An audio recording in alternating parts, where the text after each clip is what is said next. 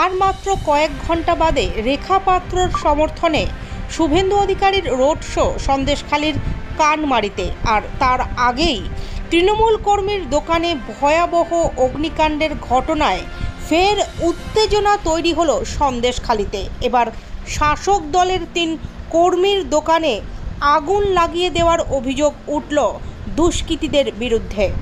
জানা গিয়েছে, সন্দেশখালীর ভান্ডারখালী বাজারে দুটো মনোহরি এবং একটি চায়ের দোকান আজ সকালবেলা আগুনে পুড়ে ছাই হয়ে যায়। এই ঘটনায় ক্ষতি হয়েছে প্রায় লক্ষাধিক টাকা।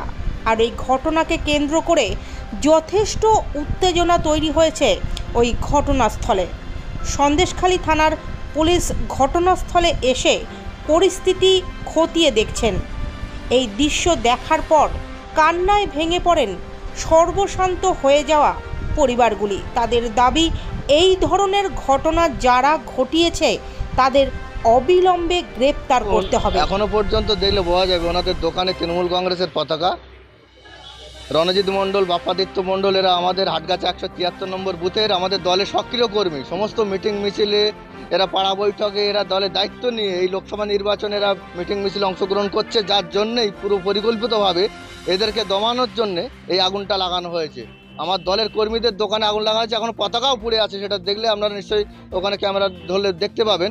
এরা তৃণমূল কংগ্রেসের কর্মী রণজিৎ মণ্ডল এবং বাপ্পাদিত্য মণ্ডল আমাদের দলের 173 নম্বর বুথের মণ্ডলপাড়ার 173 নম্বর বুথের আমাদের দলের সক্রিয় কর্মী। এবং এর পিছনে রাজনৈতিকভাবে এদেরকে দমাতে পারছে না। এদের বিভিন্নভাবে এদেরকে পিছনে লেগেছে দমানোর জন্যে, এদেরকে ক্ষতি করার জন্য। এরা নিঃস্ব গরিব মানুষ।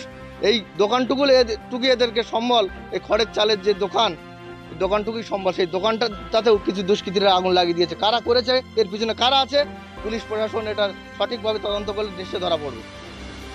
বিজেপি আশ্রিত দুষ্কৃতীরাই করবে। কারা করবে? লোকসভা নির্বাচন ওরা পায়ের তলার জমি হারিয়ে ফেলছে। সন্দেশখালীতে তৃণমূল কংগ্রেস লিড পাবে, বসিরহাট লোকসভা কেন্দ্রে তৃণমূল কংগ্রেস প্রার্থী জিতবে। ওরা এখন অন্য কোনো ইস্যু না পেয়ে আগুন লাগানোর রাজনীতি শুরু করেছে। কয়েকদিন আগে আলাঘরে আগুন লাগিয়েছে, পরিত্যক্ত আলাঘরে আমাদের। আর আজকের ভোর রাতে আমাদের কর্মী রণজিৎ মণ্ডল, বাপ্পাদিত্য মণ্ডল, যাদের এই দোকানটুকুই সম্বল, চৌমাথার ওপরে যে দোকানের ওপর ব্যবসা করে তারা জীবন জীবিকা নির্বাহ করে, সেই দোকানটুকুই তারা আগুন দিয়ে ধূলিসাৎ করে দিয়েছে। বিরোধী দলের আশ্রিত দুষ্কৃতীরাই করেছে এটা। তবে এই ঘটনার কথা পুরোপুরি অস্বীকার করেছে বিজেপি। দেখুন, সন্দেশখালী হাটগাছিয়াতে আমাদের প্রার্থী গিয়েছিল যে বাড়িতে, তারই একটা ভাইপোর দোকানে, চায়ের দোকানে আগুন লাগিয়ে তৃণমূল দুষ্কৃতীরা একটা আতঙ্কের পরিবেশ তৈরি করার চেষ্টা করছে। কেননা সেখানে তাদের পায়ের তলার মাটি সরে গেছে তৃণমূলদের। এবার বিজেপি ভালো রেজাল্ট করবে, সেই আতঙ্কে, সেই ভয়তে ওরা বিজেপি কর্মীদের দাবি রাখার জন্যে এইসব আগুন লাগিয়ে একটা বাতাবরণ সৃষ্টি করছে আতঙ্কের।